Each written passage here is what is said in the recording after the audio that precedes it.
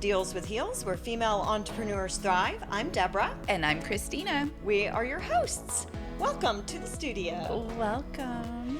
We have such a great guest today. Yes. I love her title of the book. I do too. It's one of my favorite ones.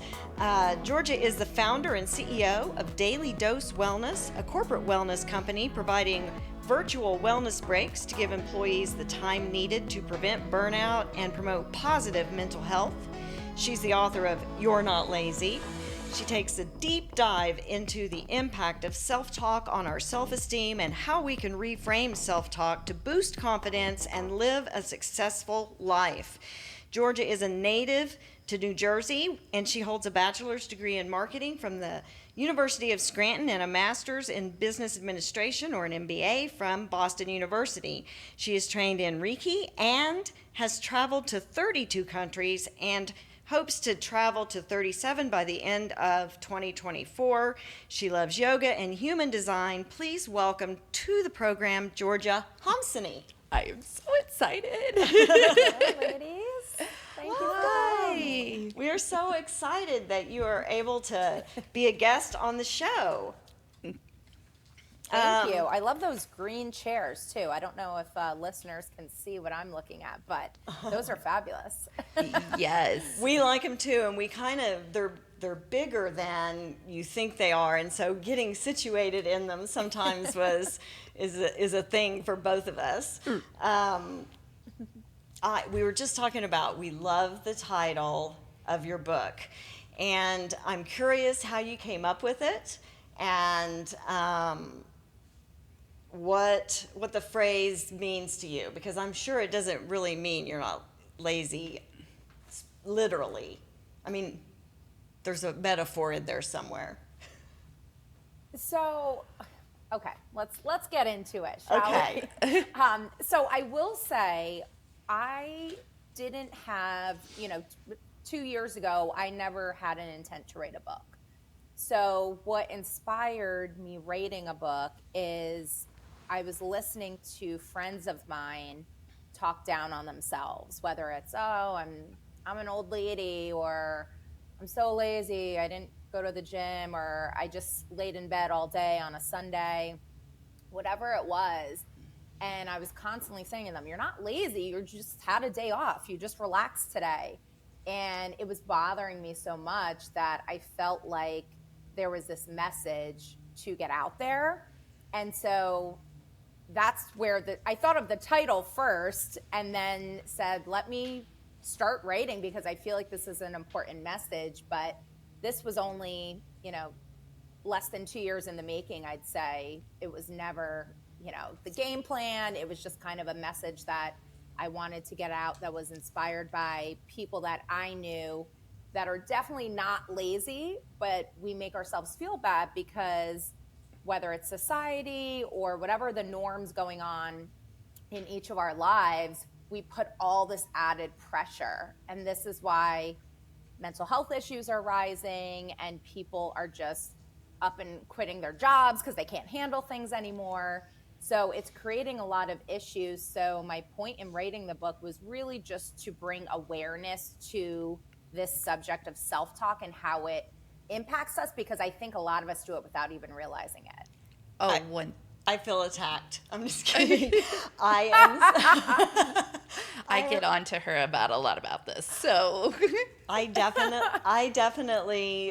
spent a couple of decades in corporate America, and you get very conditioned to your 8-to-5 life. And I own an advertising agency now, and I sometimes still feel guilty if I'm not at the desk by 8:30. And it's not, I don't know if I call myself lazy, but maybe, or the procrastination of it. And I was really stuck for almost a decade. I was in functional freeze, and I didn't know. I thought I was procrastinating and being lazy, maybe, and not doing the things that I knew I needed to get done. And I actually just couldn't do them. And after my mother died, I went to counseling, and I found out that I actually wasn't procrastinating. I was in functional freeze. And I wonder if you've experienced that some of your friends and the people you know that were so hard on themselves and calling themselves lazy, maybe they are in that fight or flight,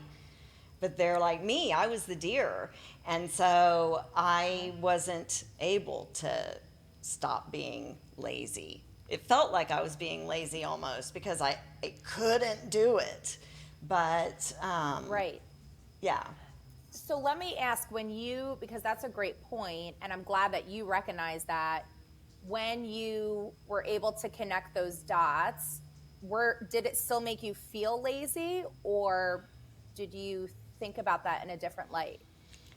I mean, consciously, I could logically understand, oh my gosh, that explains so much. And my counselor gave me a grounding exercise that can snap me straight out of fight or flight because it grounds you to the here and now where you're safe. But I'm still hard on myself. Honestly, it is. I think part of that is that gifted child syndrome, and you become a perfectionist, and so Yep. I'm still still have pretty high expectations of myself, but I am getting better. Christina has helped me so much on that part of my self-care and being just so hard on myself. It's not necessary, Right. and it doesn't help the situation. I think the biggest thing in Right. my journey with self-talk is some of it's we don't even realize we're doing it. It just becomes like what we're saying. I mean, just because it's so embedded in our subconscious and the way that we grew up, and the way that, like you said, corporate America of just go, go, go, go, go. And when we're not going, even though honestly, she probably gets more work done in 3 hours than most people do in the whole full day.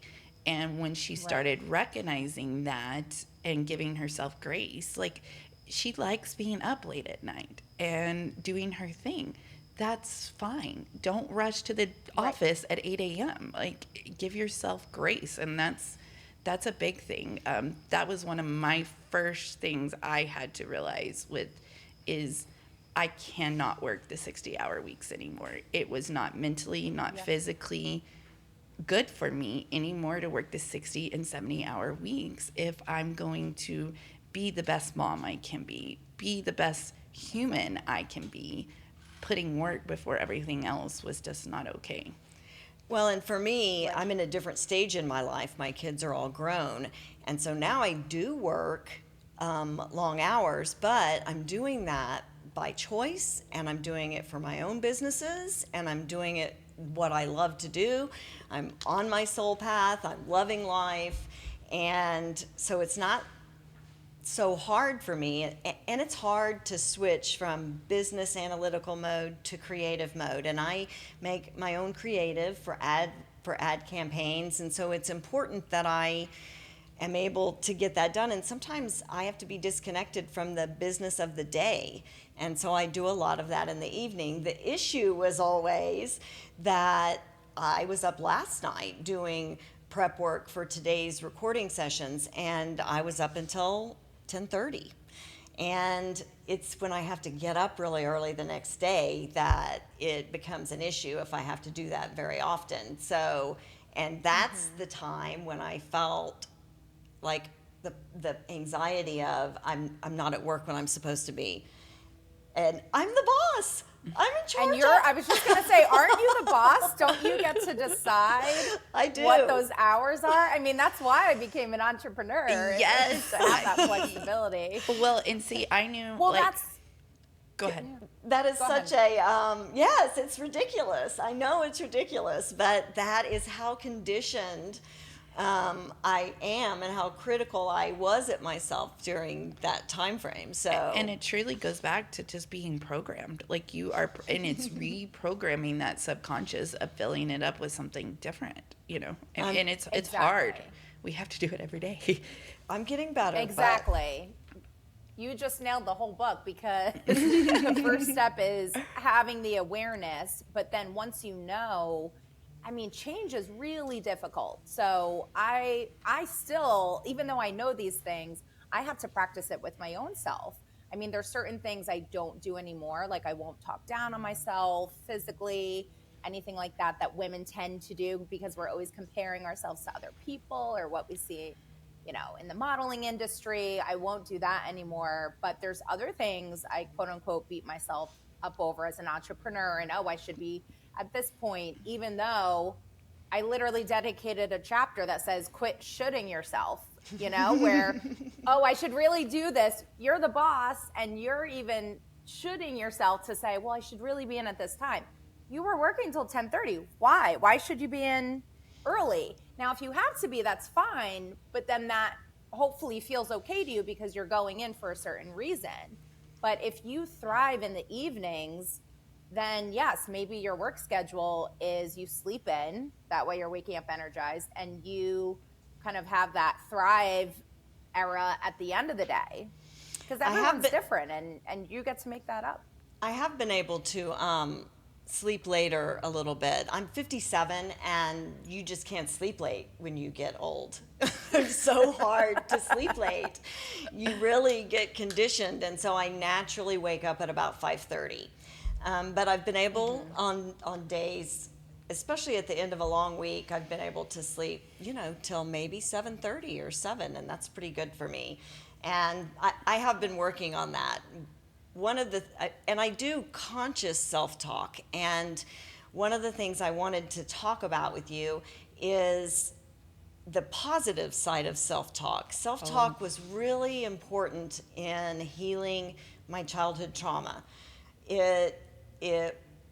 When I had those feelings, when I was triggered, I really talked to, it sounds like I was crazy when I say this, but I really talked to that part of myself as though I was, me now talking to Deborah that was triggered. And that self-talk in my mind is really what helped me heal that and be able, it seems silly, but that's what I did, and it worked for me. And I still kind of, when I'm struggling, I talk to myself that way. Is that part of the book too? Yeah. It is, because go ahead, and I'll chime in there. It's one of those things that I think we all do that, and it feels so weird. Like, oh my God, I'm talking to myself. I'm going crazy. But I think it is so important for us to talk as us now to our inner child. So it doesn't seem crazy because I do it, and I guarantee you she's fixing to say the same thing. And I wish it would be more vocalized, because in the beginning it does, like you feel like you can't talk to anybody about it because, oh my God, I'm talking to myself, or trying to heal myself. Right. And the more I think we do talk about it, then we realize how many other people are doing the same thing. But you're right, I did it too, but I didn't come to that on my own. That also came from my therapist, and they had told me, because a lot of our trauma does go back to childhood, and I think it varies depending what your trauma is, but it's still, that's what a big thing that's impacting us as adults. So for me, my therapist had said, print out, she took it a step further and said, print a picture out of you as a child and literally talk to the picture every day. So I had this picture of me dressed up as a little girl that I put on my mantle, and every morning I would talk to her like she was in the room. So yeah, you do feel crazy, but then I'm thinking, no one knows that I'm doing this healing exercise. I mean, everyone knows now on the podcast, but that's okay. As a writer, I learned you have to be vulnerable. So here I am putting it out there, and I actually put that in the book, and I have the picture of me in the book, and I literally say, this will make you, like, if this is going to make you feel crazy, but even I did it, and it's such a healing process. But I think it's so weird that I have this picture what's weird is that I have this picture of myself that I found from when I was in the first grade, and it's sitting on my dresser, and I have started, when I leave, if I see that picture, I said, you're a badass bitch, and walk out to my 7-year-old self, or however old that is, in the first grade, with my dimples and little curly hair. And that's so awesome. I didn't even think about that. Like, I was healing. I was just, you were doing it. Well, think about, it was funny. I just feel like it's so different these days too, the way that, and I'm generalizing here, but the way I see parents talk to their kids, like, even, you know, how we speak to, I have nieces, I have 5 nieces, and we're just constantly adoring them. I'm like, I didn't have that as a kid. I was in trouble all the time. And I'm pretty sure I wasn't that bad of a child. But that's why I think it's so important to heal that inner child. If you had an upbringing where maybe your parents didn't tell you they loved you, or you were in trouble. And not to say that we have bad parents. I have great parents, but they were just raised not being emotional like that because their parents weren't like that. So it gets passed down. I don't know how it changed, because now seeing the way my siblings are with their kids, it's totally different. So I'm glad we've broken the cycle. We might have gotten too far over now where we're constantly building kids up. I would bet that your parents are probably Gen X like me. We didn't get any attention from our parents. There were commercials at 10 p.m. every night that said, "It's 10 p.m. Do you know where your children are?" Because they forgot they had us. They set us out. We got locked out of the house every day. We were out in the streets, and I was in a small town, so The porch light came on and I came home. oh, it was the street lights for us. My mom had dinner. I had to be home by a certain time, and my mom was very strict, but we couldn't eat. Like, we would all huddle outside of one of the friends' house, and they would go in and ask if we could come in and go to the bathroom and get something to drink. And most of the time it was drinking from the garden hose, and it was, you may or may not have been able to go in and go to the bathroom. And that's just the way they raised us. They were, you know, lots of them, the greatest generation. They had been to war, they had been stuff. There's nothing out there that's going to hurt you. And that's what we did. We played in mud and exposed ourselves to things that kids don't get playing outside a lot of times because they're in front of screens, right? But so when we became parents, we overdid all of the attention, right? And we grounded and we put kids in timeout, and that's not exactly what happened to all of us in Gen X when we got in trouble. But and it, you know, and that was generation wide. But that is kind of a big thing that the Gen X parents did is kind of overdo a lot of attention, and really helicopter parent was born out of Gen X. Oh, because definitely. we didn't get any attention. By God, our kids are getting attention. And we kind of overdid it in that instance. Especially for me, I'm raising almost an 18-year-old that got everything, only child, only grandchild, love, you know, and now can't do anything for himself. He lives on a screen pretty much, you know, we're reversing. Versus my 5 and my 3-year-old, now it's teaching them the self-talk. You know, I talked at my son so much just because I really didn't even realize I was doing it, but I talked at him.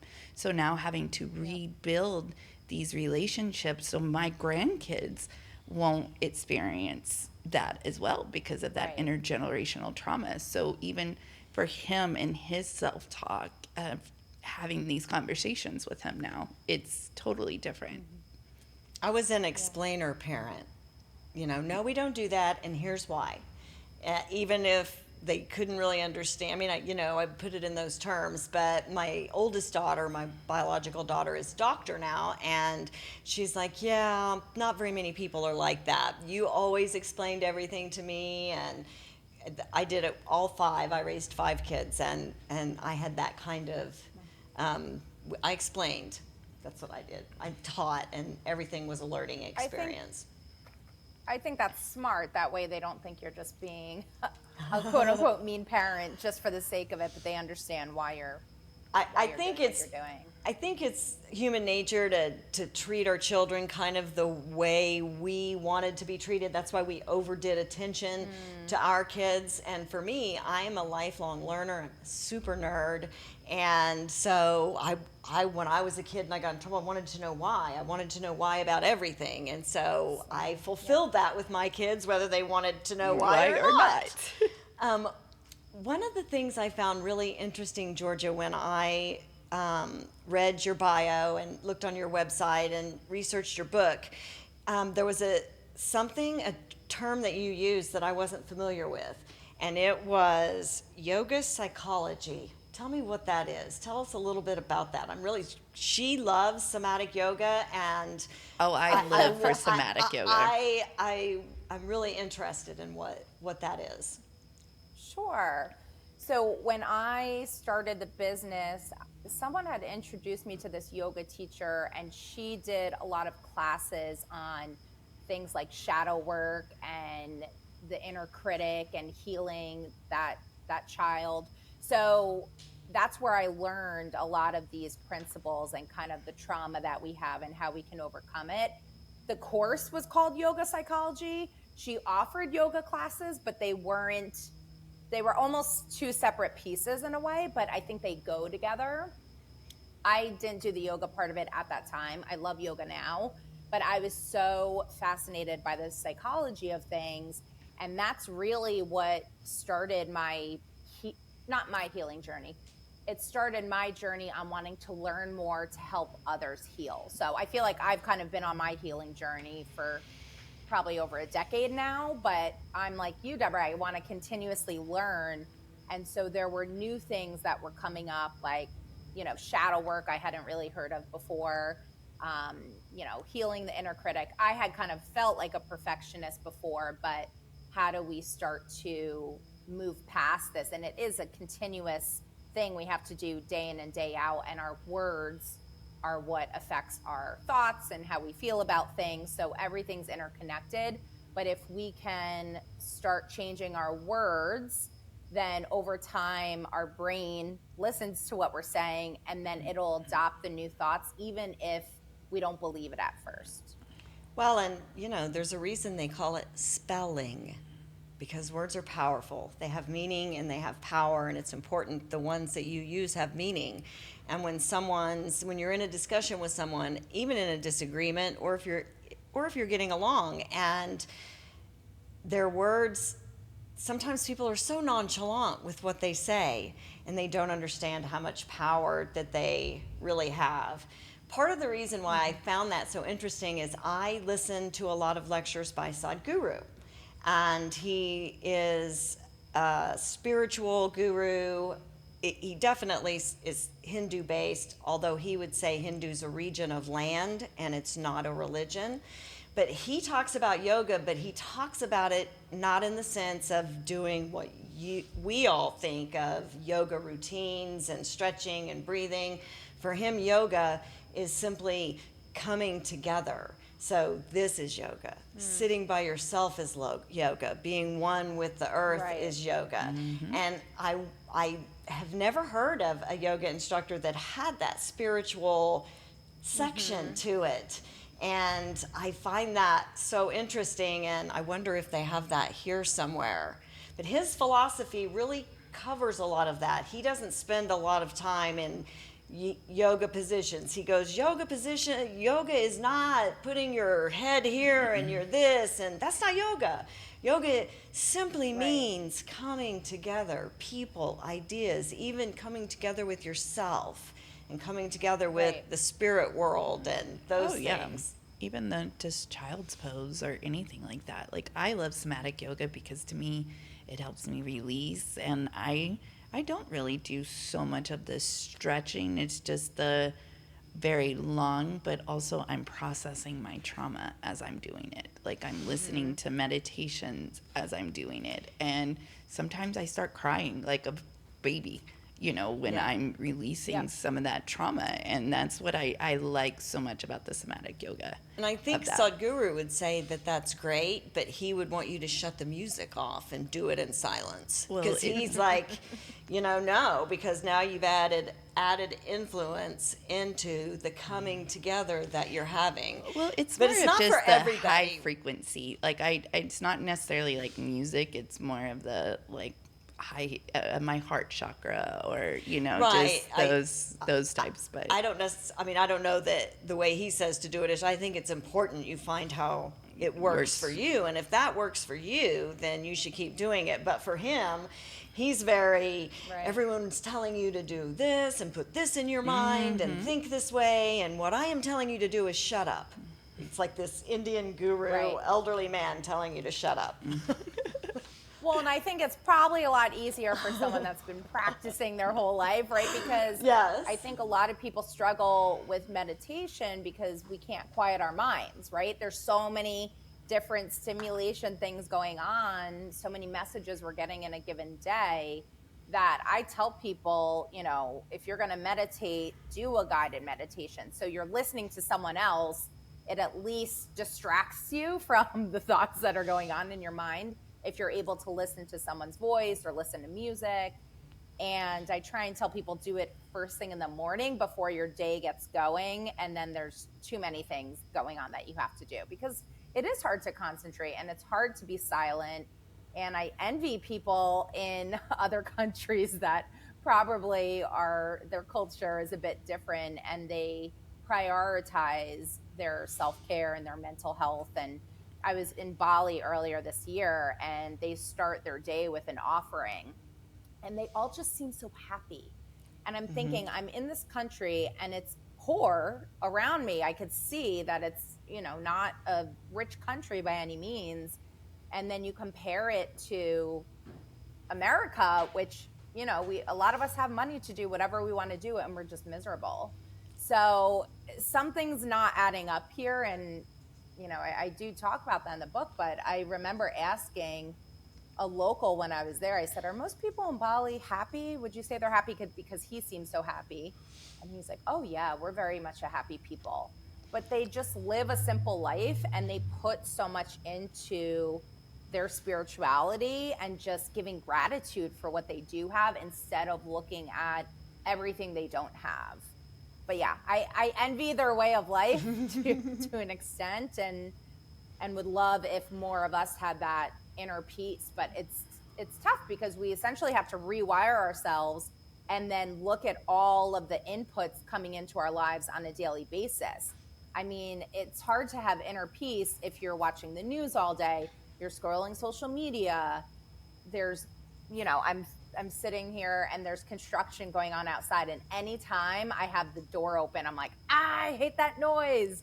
So there's all these things coming in, and we all have different triggers or different things that calm us or frustrate us, agitate us. So it's first recognizing that, and then starting to create an environment where we can take back more of that inner peace so we can do a lot of that internal work. But it's not easy, and it's a continuous process. We are actually have a 30-day challenge that we did that is 30 days every day, spending 5 minutes alone and just in silence. It's a great first step, and I've been meditating for about 13 years, and I can sit in silence for a really long time because I've practiced it. But it isn't easy to do, and one of the things that helped me a lot with the thoughts coming was I used this app when I very first started, and it was called Sattva, and it was a Hindu app, and it had a lot of guided meditations on it. And the little guru leader guy, he would come on in his guided meditation because it was very beginning, right? And he would say, and if the thoughts come, let them come. Because it's not that you need to clear your mind and think about nothing. It's that you need to process all of that. So as they come, just let them come. Just don't overthink about it. Just let it come over and over, and eventually you've processed all of that. And so now your mind is clear from doing that. And that worked well for me, and I still, to this day, if I'm meditating and my mind is coming, and I'll be a self-critic, right? I'll be like, gosh, I can't get into this meditative state. And then I will hear his voice saying, and if the thoughts come, let them come, because they need to come. That's your brain processing all of that stuff through and either letting it go or crystallizing it into an idea. I get a lot of ideas while I'm meditating. My creativity can come into play, but I typically meditate for 30 or 45 minutes. So by the time you're at the end of it, you've had you get into a deep meditative state, and there's a lot of creativity that happens there. But we are really both big into meditation, and we challenge our audience to try, and definitely guided meditation is the way to start, because they tell you what to do and to breathe, and you're not really sitting doing nothing. But nothing is more valuable than sitting with yourself for even 5 minutes, because you find your path. Oh, yes. Go ahead. Yep. And I agree with you. I was taught the same thing. You know, I think with meditation, we think we have to completely quiet our minds, and it feels impossible to do that, especially when you're just starting your practice. And they call it a practice with yoga and meditation, because it does take practice. But I was taught the same thing. If the thoughts come in, just let them pass, almost like a wave just crashing over you. But I think as a society, we're taught to suppress emotions. And that's why a lot of people end up having these breakdowns, because they're just kind of pushing the emotions down instead of letting themselves feel. So one recommendation I would give to people, if you're sitting there thinking, yes, I don't want to, talk to my boss about something I'm frustrated with, or I think the male generation gets it a lot, never cry, be manly, be strong. Same thing with females. Don't be too emotional, be strong. And we're getting all these messages, but if that feels uncomfortable to do that in public, I think meditation is a great time to do that, and just sit in a room or in your home alone and just give yourself those 5 minutes. And I bet you a lot of people will start crying and just letting it out, because it can be such a release to just let the floodgates open, but you feel so much better. Absolutely. After a good cry, or someone gives you a message, a passage that you hear, and it just hits home for you in a certain way, and then you have a different outlook on things. So we need those releases like that. We definitely do. Christina and I could go on, and she touched on a subject that I'm very passionate about, and Christina's going, please don't let Deborah get started on that, because we have come to the end of our time, and we're so grateful to have you as a guest. If our audience, and I'm sure they do, would want to buy your book, what is the best way for them to do that? Yeah, so it is just my name. So they can go to georgiahomsany.com. Anyone that's listening in, it's Georgia, just like the state. And then the last name is HOMSANY.com. And you can also connect with me on Instagram and LinkedIn. And it's the same thing, just under my name. But I would love to hear any of your thoughts on the topics that we covered today. Absolutely. And we will definitely be putting all of that in the show notes. I will be linking all of Georgia's information for everyone. And I will definitely be giving you a call and talking with you, because I think we might have just met my new best friend. Yes, I know. I think we're aligned, ladies, on a lot of our thinking. Yeah, I think we are. You already have that background, so these concepts are not foreign to you by any means. But I also, go ahead. I was going to say, for the listeners, I just created a quiz that goes along with the book, and I'll send you the link so you can put it in the show notes. And the quiz is, how sexy is your self-talk? So this will give you a gauge on kind of where you're at and how much work we might need to do. Well, mine to my little picture was pretty good. I looked at her and said she was a badass bitch. Yes. That's pretty sexy for a first grader. There you go. Well, it has been a real pleasure having you on the show. Please, everyone, check out Georgia's book. I know I've already ordered it.